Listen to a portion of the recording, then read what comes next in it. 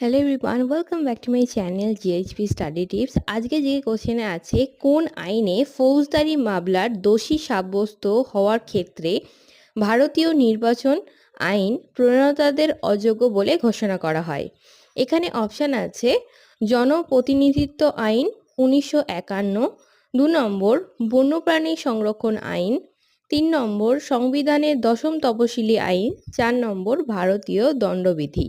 যে কোনো কম্পারেটিভ এক্সামের ক্ষেত্রে কিন্তু খুবই গুরুত্বপূর্ণ কোশ্চেন। অবশ্যই তোমরা এই কোশ্চেনগুলো অবশ্যই করে রেখো এবং খাতায় লিখে রেখো। উত্তরটা জানা থাকলে অবশ্যই কমেন্ট করে জানাতে পারো। বিভিন্ন ধরনের এই চ্যানেলে আমাদের জিকে কোশ্চেন আলোচনা করা হয়। উত্তরটা হবে জনপ্রতিনিধিত্বমূলক আইন 1951 খ্রিস্টাব্দে। এই আইনটি কোনো ভারতীয় ফৌজদারি মামলা দোষী সাব্যস্ত হওয়ার ক্ষেত্রে ভারতীয় নির্বাচন আইন প্রণেতাদের অযোগ্য বলে ঘোষণা করা হয়। আজকে কোশ্চেনটা ভালো লাগলে অবশ্যই লাইক, শেয়ার, সাবস্ক্রাইব। বাই।